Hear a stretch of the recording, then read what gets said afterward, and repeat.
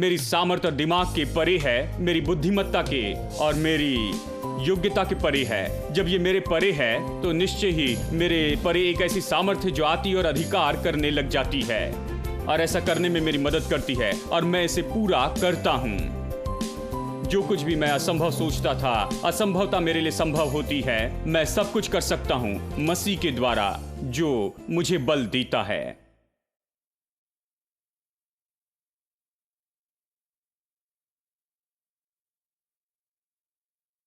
चलिए भजन 109 से देखते हैं, वचन 18। भजन 109 वचन 18 सुनिए। मैं ये दिखा रहा हूं क्योंकि ये सकारात्मक रूप में भी काम करता है। पहले नकारात्मक देखते हैं। वो श्राप देना वस्त्र की नाई पहनता था और वो उसके पेट में जल की नाई आया और उसकी हड्डियों में तेल की नाई समा गया। हाँ, ये क्या कहता है? वो श्राप देना वस्त्र की नाई पहनता था, अपने वस्त्र की नाई पहनता था। मतलब ये कि वो श्राप देने को वैसे पहनता है जैसे कि वो कपड़े पहनता है। इसका मतलब, चलिए सरल शब्दों में बताऊं, उसे पड़ोसी पसंद नहीं, जो उसके साथ में रहते हैं उनसे नफरत करता है। जो भी कारण हो तो वो उन्हें कोसता है और वो श्राप देने को लेता है और वो उसे पहन लेता है जैसे वस्त्र पहनता है। सुबह शाम जब भी वो उसे देखता है, जब भी उसके बारे में सोचता है तो उसे कोसता है, बुरे शब्दों से श्राप देता है, बुरे मकसद के साथ। और ये सब वो उसे कोसते जाता है, यानी उसने श्राप को वस्त्र जैसे पहन लिया है। श्राप देना वस्त्र की नाई वो पहन लेता है और वो उसके पेट में जल की नाई और उसकी हड्डियों में तेल की नाई समा गया। तो वो कहता है क्योंकि उसने इसे लिया और इसे पहन लिया, यानी श्राप देना उसने इसे लिया और अपने आप के ऊपर में वस्त्र के जैसे पहन लिया, तो ये अब उसके सिस्टम में जा चुका है। जैसे कि पानी आपके सिस्टम में चले जाता है और जैसे तेल आपके सिस्टम में जाता है, वो उसके सिस्टम में चला गया है और अभी वो उसका उत्पादन बन गया है। वो हो गया है बहुत ही कड़वा, बदला लेने वाला, नफरत करने वाला व्यक्ति। वो इस जहर से भर गया है, जहर को थूकता है, वो नफरत करता है, उसे पसंद नहीं है क्योंकि वो श्राप देते रहा है और उसे कोट के जैसे पहन लेता है। उसने इसका चुनाव किया, उसने श्राप देना चुन लिया है, तो वो ऐसा व्यक्ति हो गया है, एक बुरा, नफरत करने वाला व्यक्ति, बदला लेने वाला व्यक्ति। यह आपको बदलता है। आप जो पहनते हैं, जो आप पहनना चुनते हैं, वो आपको बदलता है।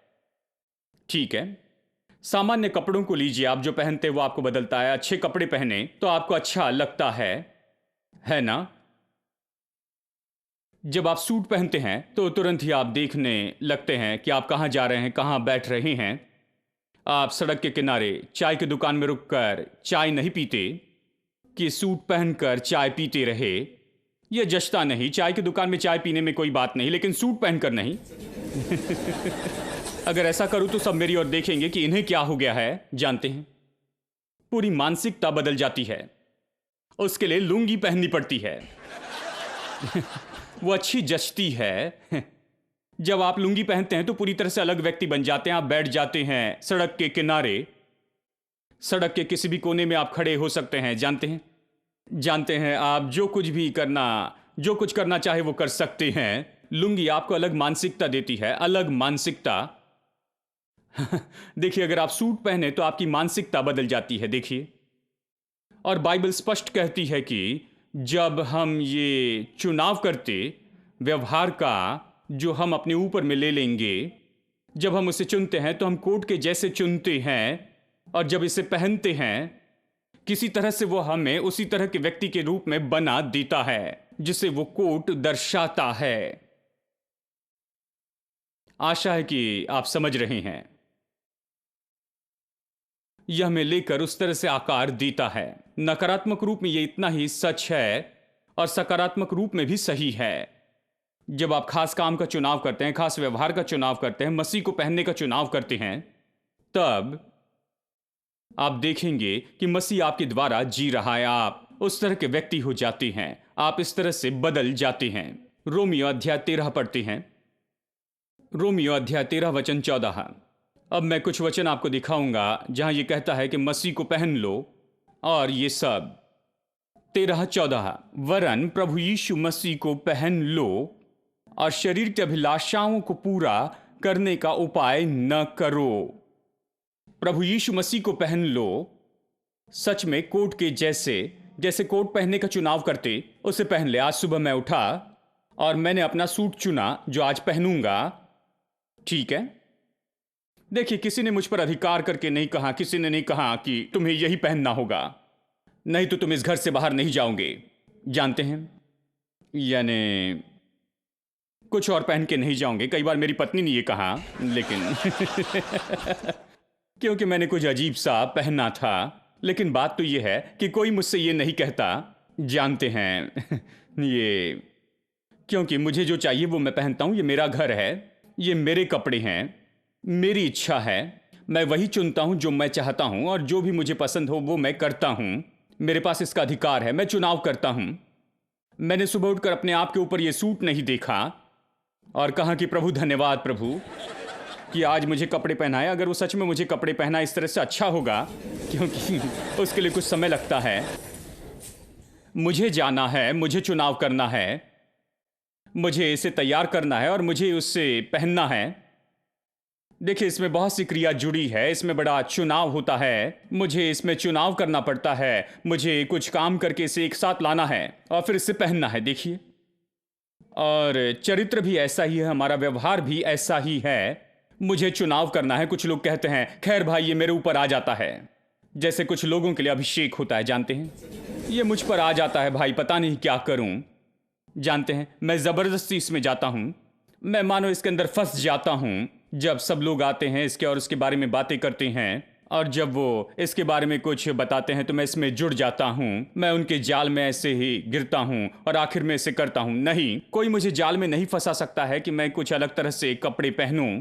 जानते हैं, अगर मैं अलग कपड़े पहनता हूं ये इसलिए क्योंकि मैं उसे चाहता हूं, क्योंकि मैंने उसे चुना है। मैं जो चाहता हूं उसे पहनता हूं, क्योंकि ये तो मेरा चुनाव है। मैं उसे चुनता हूं, मैं उसे पहनता हूं। इसके लिए कोई मुझ पर दबाव नहीं ला सकता, कोई जबरदस्ती नहीं कर सकता कि मैं इस कपड़े में आऊं या इस कपड़े को पहन लूं। मैं जैसे चाहता हूं इसे करता हूं। इसी तरह से ये वो है जिसे आप अपने चरित्र और व्यवहार के रूप में चुन लेते हैं। आप इसका चुनाव करते, कोई भी आपसे ऐसे जबरदस्ती नहीं करता, कोई दबाव नहीं, ऐसा कुछ भी नहीं जो आपसे जबरदस्ती ये सब कुछ करवा ले। अगर आप इसे समझते हैं तो यह आपका चुनाव है। यदि इसे नहीं करने का चुनाव करते हैं और जान ले कि आप कौन हैं और आपके साथ में क्या हुआ, और कहे नहीं ये मुझे नहीं जचता है, मैं इसे नहीं करूंगा, ये तो जैसे कि कुछ बातें मुझे नहीं जचती कि उसे पहनूं। अगर आप कहें तो मैं कहूंगा देखिए ये मुझे फिट नहीं होता, मैं नहीं पहनूंगा, मैं वैसे व्यवहार नहीं करूंगा, वैसे नहीं बात करूंगा, ऐसे नहीं सोचूंगा, क्योंकि वो मेरे लिए सही नहीं है, मेरे जैसे व्यक्ति के लिए ये सही नहीं है। अगर मैं इसका चुनाव करूं तो फिर कौन जबरदस्ती मुझसे ये करवा सकता है। देखिए, कुछ लोग हर तरह के बहाने बनाते रहते हैं। बाइबल कहती है कि ऐसा न करें, शरीर की अभिलाषा को पूरा करने का उपाय न करो। केवल मसीह को नहीं पहनना है, लेकिन उपाय भी न करना है। कोई भी खुली जगह मत छोड़िए कि कोई भी शारीरिक बातें भीतर आ जाए, ठीक है। कुछ लोग कहते हैं मेरे लिए आप प्रार्थना कीजिए, हर रात को मुझे बुरे सपने आते हैं। ठीक है, प्रार्थना के पहले मैं आपसे पूछता हूं आप क्या पढ़ते हैं। भाई इसका उससे कोई संबंध नहीं। जब मैं रात को सोता हूं तब ये बुरे सपने आते हैं। मैंने कहा आप जब जागे होते हैं तो क्या करते हैं, आप क्या पढ़ती हैं। नहीं भाई, जब मैं सोता हूं तभी मुझे ये समस्या होती है, और इसलिए मैं कह रहा हूं बताइए कि आप क्या पढ़ती हैं। और वो सारी बेकार की बातें पढ़ती हैं। देखिए, आप सारी बेकार की बातें पढ़ के शरीर के लिए प्रयोजन कीजिए। आप सारी बेकार की बातें पढ़ते चले जाए जो आपको हर तरह की बात में, बुरी बात में उकसाए, सारे बुरे काम करते जाए, और फिर तो जब आप सोएंगे तो आपको यही तो दिखेगा। अगर आप गलत टीवी शो देखते हैं, देखिए जब आप टीवी खरीदते हैं तो उसके साथ रिमोट भी आता है। इन दिनों में बिना रिमोट का टीवी नहीं खरीद सकते, ये तो चमत्कार ही होगा। इसके लिए प्रभु का धन्यवाद। ये रिमोट क्यों है? इसलिए है कि आपको चैनल बदलने के लिए अपने सोफा या जहां पर भी आप बैठे वहां से उठने की जरूरत नहीं कि उसे बदले, आप लेटे लेटे उसे बदल सकते हैं। इसके लिए प्रभु का धन्यवाद। ये तो आधुनिक दिनों का अद्भुत प्रयोजन है। आप लेटे लेटे हमेशा इसे बदल सकते हैं। अपने पास में रखिए। अगर आपको कुछ पसंद नहीं जो आप देख रहे हैं तो इसे बदले, इसे तब तक बदलते जाए जब तक कि आपको कुछ लाभदायी चीज न दिखाई दे जो आपके लिए अच्छा है, सकारात्मक है, भला है। आमेन। इसलिए रिमोट दिया गया है। आप नहीं कह सकते खैर भाई, पता नहीं, जब भी मैं टीवी ऑन करता हूं तो वही शो वहां पर चलते रहता है।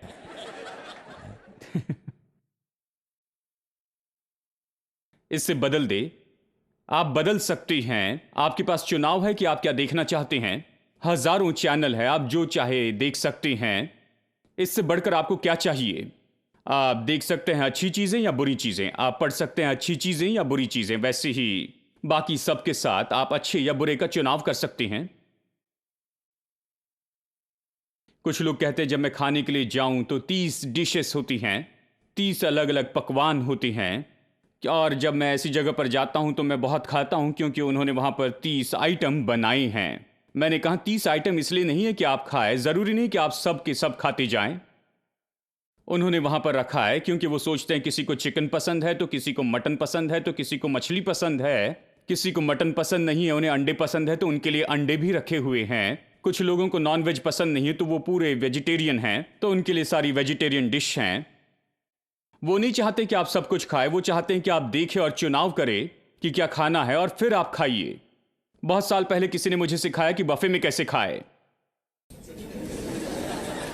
उन्होंने कहा ये तो बफे है, प्लेट लो और जाकर जो कुछ देखते हो उसमें से थोड़ा थोड़ा इसमें लेते जाओ, जो कुछ देखते हो उसका छोटा सा भाग, और सब कुछ नहीं खाना। जब वापस आए तो सभी का थोड़ा थोड़ा स्वाद लेना, थोड़ा सा खा के देखना कि देखे कि कौन सा अच्छा है, और फिर उस प्लेट को अलग रख देना, उसे वहीं छोड़ना, जाकर दूसरी प्लेट लेना और इस समय जो पसंद है केवल वही चुनना। जान गए सबसे अच्छा क्या है? तो जो पसंद है उसे चुनना और उसे ही खाना। उस दिन से मैं ऐसा ही कर रहा हूं। एक भाई मुझे खाने के लिए लेकर गए, कहा यहां पर आपको लाने में कोई फायदा नहीं क्योंकि आप बहुत ही थोड़ा खाते हैं। हमने जितना पैसा दिया है उतना तो आपको खाना ही होगा। मैंने कहा भाई अगर जितना पैसा दिया उतना खाते रहे तो फिर क्या होगा मेरे प्रभु? हमने जितना पैसा दिया उसके आधार पर नहीं खा सकते, हम उतना ही खा सकते हैं जितना हमें खाना है। मैं नौकरी के लिए कोई गाड़ी नहीं खींच रहा हूं, मैं प्रचार कर रहा हूं और ये मेरे लिए अच्छा है। ये तो मेरे लिए पहले से ही बहुत ज्यादा हो गया, तो मैं इतना ही खाऊंगा और उससे ज्यादा नहीं खाऊंगा। मेरा चुनाव है, कोई भी मुझे जबरदस्ती नहीं खिला सकता जो मैं नहीं खाना चाहता। अगर पसंद है तो मैं खाऊंगा, मेरे लिए अच्छा है तो मैं इसे खाऊंगा। कौन सब कुछ खाने के लिए मुझे जबरदस्ती कर सकता है? जानते हैं, मेरे सामने जो भी रखा है सब कुछ खाने की मुझे जरूरत नहीं है। यह मेरे सामने मेरे लाभ के लिए रखा गया है ताकि मैं इसमें से चुनाव कर सकूं। जीवन चुनाव से भरा है, तो मैं चुनता हूं। मैं मसीह को चुनता हूं। मैं चुनाव करता हूं कि मसीह को पहनूं। मैं प्रेम को चुनता हूं, प्रेम को पहनने का चुनाव करता हूं। यह मेरा चुनाव है, कोई इसके बारे में हमसे जबरदस्ती नहीं कर सकता। जानते हैं, कुलुसियों 3 से पढ़ते हैं। चलिए मैं आपको दिखाऊं कुछ और वचन इसी बात के बारे में, पहनने के बारे में। कुलुसियों अध्याय 3 वचन 12। चलिए वचन 8 पढ़ते हैं फिर 12 पढ़ेंगे। पर अब तुम भी इन सब को छोड़ दो, अर्थात क्रोध, रोष, बैरभाव, निंदा और मुंह से गालियां बकना, ये सब बातें। इन सब बातों को छोड़ दो, इन सब को निकाल दो।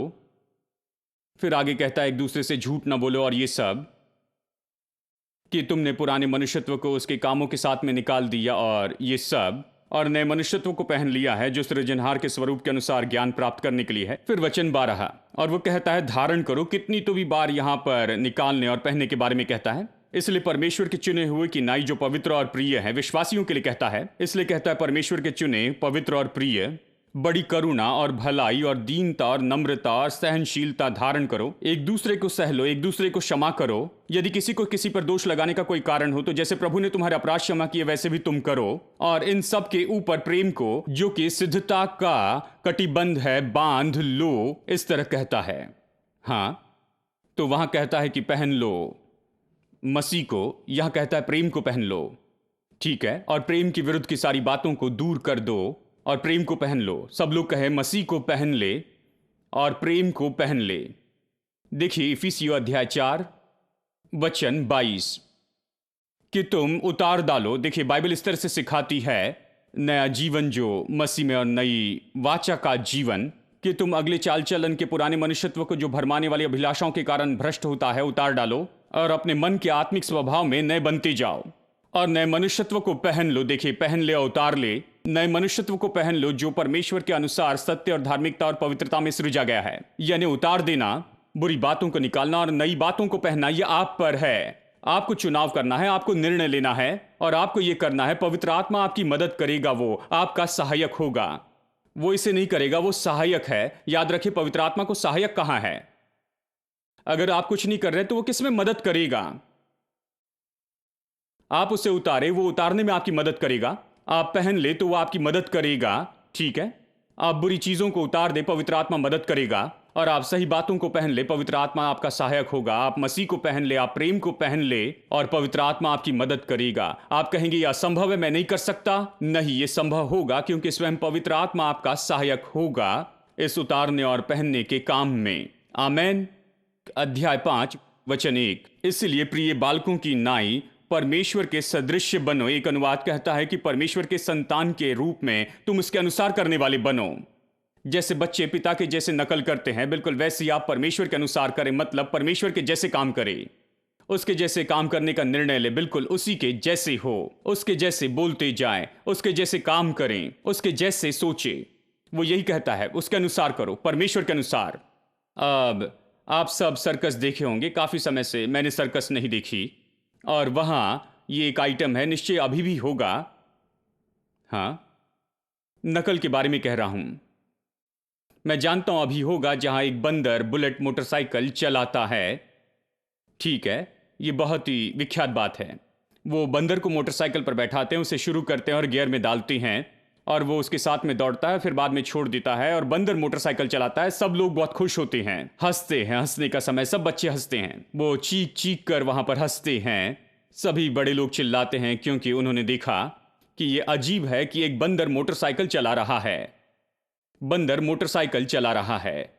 और फिर आप बाहर आते हैं और आप अपना स्कूटर लेते हैं और आपका बेटा अभी, वो कहता है मुझे थोड़ी सी चलाने दीजिए। आप उसे देते हैं, वो चलाता है और कोई आपको वहां पर देखता है जो आपको जानता है, कहता है सुनो, तुम्हारा बेटा तुम्हारे जैसे ही है, तुम्हारे जैसे ही गाड़ी चलाता है। और आप कहते हैं हाँ ये बहुत अच्छा है, ये अच्छे से जानता है कि किस तरह से गाड़ी चलाई जाए, ये मोटरसाइकिल पर सारी ट्रिक्स कर सकता है, ये बहुत अच्छा है। आपको घमंड होता है कि आपका बेटा आपके जैसे मोटरसाइकिल चला सकता है। जबकि भीतर में बंदर को चलाते हुए देखा तो आप हंस रहे थे, मजाक कर रहे थे। वहां पर क्यों आप मजाक उड़ा रहे थे और यहां पर आपको घमंड हो रहा है? क्योंकि भीतर में आपने बंदर को इसे करते हुए देखा। बंदर को मोटरसाइकिल नहीं चलाना है, देखिए वो तो केवल एक बंदर है। क्योंकि बंदर वो कर रहा था जो मनुष्य को करना चाहिए था। आप हंसे क्योंकि ये बंदर की बात नहीं है, ये बंदर का स्वभाव नहीं है। किसी ने बंदर को इसके लिए ट्रेन किया है और आपने बंदर को गाड़ी चलाते देखा। यह आपके लिए बड़ा अजीब था कि उसे चलाते देखे। अपने बेटे को गाड़ी चलाते देखकर घमंड होता है क्योंकि इसके स्वभाव में है कि ऐसा करे। वो बिल्कुल आपके जैसे, अगर आप मोटरसाइकिल चला सकते हैं तो वो भी चला सकता है। उसने आपसे सीखा है, वो आपकी ओर देखता है और वो आपके जैसे होना चाहता है, डैडी जैसे। तो वो मोटरसाइकिल चलाता है और आपको गर्व होता है कि वो मोटरसाइकिल चला रहा है। वो आपकी नकल कर रहा है। अगर आप परमेश्वर की नकल नहीं करते हैं तो हमें इसके बारे में चिंता करनी होगी। अगर आप पापमय बातों का व्यवहार कर रहे हैं, दूसरे व्यवहार को आप करते जा रहे हैं, तो आप बंदर जैसे काम कर रहे हैं। आप वो हो रहे हैं जो कि आप है नहीं। और ये तो आपके लिए हंसने वाली बात होगी कि आप उस तरह से जीवन जिए, कि आप इस तरह से काम करें। ये तो हंसने वाली बात होगी। ये अजीब बात होगी कि आप परमेश्वर की संतान होने के बाद में भी ऐसे काम करते जाते हैं। आप परमेश्वर की संतान हैं और ऐसे पाप कर रहे हैं। आप प्रभु की संतान हैं और आप ऐसे जीते हैं। वो हंसने वाली बात है। लेकिन आप परमेश्वर की संतान हैं, पवित्र जीवन जीते हैं। आप परमेश्वर की संतान हैं, सच्चाई कहते हैं। आप परमेश्वर की संतान हैं, परमेश्वर की महिमा के लिए जीवन जीते हैं। आप परमेश्वर की संतान हैं, आप परमेश्वर के जैसे जीते हैं, उसके अनुसार करते हैं। ये तो ऐसी बात है जिसके बारे में सभी गर्व करेंगे। परमेश्वर उसके बारे में गर्व करेगा क्योंकि आप परमेश्वर जैसे करने वाले हैं। मैं ये कह रहा हूं क्योंकि कुछ लोगों को शर्मिंदगी होती है कि परमेश्वर के लिए जी रहे हैं। देखिए, इसमें कौन सी शर्म की बात है? बंदर को मोटरसाइकिल चलाते हुए शर्मिंदगी नहीं होती है, जानते हैं। अगर आप ऐसा कुछ करते हैं तो आपको शर्मिंदा होना पड़ेगा क्योंकि आप ऐसा कुछ कर रहे हैं जो कि आप नहीं करती हैं। अगर आप परमेश्वर के लिए जीते हैं तो शर्म की कोई बात नहीं है। निश्चय ही आपके पास गर्व की सारी बात है और आपका स्वर्गीय पिता आपके बारे में गर्व करता है। आमेन। चलिए अंत में मैं आपको यह बताता हूं, परीक्षाएं जो हमारे जीवन में आती हैं और ऐसी मुश्किलें समस्याएं आती हैं, वो तो मौके हैं। आप उन्हें अवसर के रूप में देखिए जो आपके सामने रखे गए हैं, जहां मसीह का जीवन, जो मसीह आपके अंदर है, उसका जीवन आपके द्वारा प्रकट हो सकता है। देखिए उसका जीवन जो आपके द्वारा प्रकट होता है वो असली है, और केवल जब मुश्किलों का समय होता है केवल तभी ये प्रकट होता है। इसलिए गहनों की दुकान में जाते हैं, वो डायमंड के नेकलेस को लेकर काले कपड़े पर रखते हैं या लाल वेलवेट पर रखते हैं, क्योंकि जब आप इसे ऐसे रखते हैं तो ये सुंदर दिखता है। उसके ऊपर वो लाइट लगाते हैं और आप उसके लिए लाखों रुपए देते हैं, घर में लेकर आते हैं और ट्यूबलाइट के नीचे देखते हैं, कहते ये क्या है, ये तो अलग दिखाई दे रहा है। वो जानते इसे कैसे सुंदर दिखाएं, जो असली में उससे भी सुंदर दिखाएं, क्योंकि उसे खास सेटिंग में वहां पर रखा गया है कि उसकी जो सुंदरता है वो उभर कर दिखे। अब परीक्षाएं और समस्याएं तो ऐसी ही हैं कि मसीह का जीवन हमारे द्वारा प्रज्वलित हो, हमारे द्वारा चमकते चले जाए, हमारे द्वारा खुद को प्रकट करे। कई बार ये अपने आप को अच्छे से दिखाता है जब कुछ परेशानी और समस्या हमारे जीवन में आती हैं। सामान्य समय से बढ़कर देखिए, हर दिन हम परमेश्वर के अनुग्रह से जीते हैं, प्रतिदिन हम में मसीह का जीवन हम जीते हैं, लेकिन आप इसे घोषित करते हुए, इसे चमकते हुए देखते हैं जब हम समस्या में दिखते हैं और मुश्किल में होते हैं। तो आपको निश्चय इसे मौके के रूप में देखना है। देखिए, यीशु ने लाजर को मुर्दे में से जीवित किया। एक बार मैं इस पर प्रचार कर रहा था कि यीशु ने लाजर को मुर्दों में से जिलाया। एक ने कहा, यह क्या अद्भुत बात नहीं कि यीशु ने उसे जिलाया। यह अच्छा होता कि यीशु मुझे मुर्दों में से जिला देता, कि उस पुनरुत्थान का मैं अनुभव करूं कि यीशु वहां पर मुर्दों में से उसे जिलाता है। वो अद्भुत है। मैंने कहा, कोई समस्या नहीं भाई, आप मरिए, हम जीवित करेंगे। उन्होंने कहा, नहीं नहीं भाई, वो मरने से डरते हैं, ये सोच रहे थे कि हम उसे जीवित नहीं कर पाएंगे। मैंने कहा, अगर मरेंगे नहीं तो आप पुनरुत्थान की महिमा का अनुभव कैसे करेंगे? अगर आप पुनरुत्थान की महिमा का अनुभव करना चाहते हैं तो आपको मरना होगा। मृत्यु से जाए बिना पूरी तरह से पुनरुत्थान की महिमा का अनुभव आप नहीं कर सकते हैं। हेलो। उसी तरह से परीक्षाएं और समस्याएं बिल्कुल ऐसी होती हैं। जब आप उसमें से होकर जाते हैं तो ऐसा लगता है आप में सामर्थ्य नहीं है, कोई बल नहीं है। आपको ऐसा लगता है, ओ मेरे प्रभु, मेरी शक्ति तो अब पूरी तरह से खत्म हो चुकी है। लेकिन पौलुस कहता है, जब मैं कमजोर होता हूं तब मैं बलवान हूं, और इसीलिए मैं अपनी कमजोरी में महिमा करता हूं, मैं अपनी कमजोरी में घमंड करता हूं, क्योंकि जब मैं कमजोर होता हूं तभी उसका बल अधिकार करता है और मैं जय पाता हूं। और इसलिए वो कहता है, मसीह जो मुझे बल देता है उसके द्वारा मैं सब कुछ कर सकता हूं। वो क्या कह रहा है? वो कहता है, जब मुझे लगता है कि मैं कुछ नहीं कर सकता, मैं नहीं कर पाता, ये तो मुझसे परे है, मेरी शक्ति के, मेरी सामर्थ्य और दिमाग के परे है, मेरी बुद्धिमत्ता के और मेरी योग्यता के परे है। जब ये मेरे परे है तो निश्चय ही मेरे परे एक ऐसी सामर्थ्य जो आती और अधिकार करने लग जाती है और ऐसा करने में मेरी मदद करती है और मैं इसे पूरा करता हूं। जो कुछ भी मैं असंभव सोचता था, असंभवता मेरे लिए संभव होती है। मैं सब कुछ कर सकता हूं मसीह के द्वारा जो मुझे बल देता है।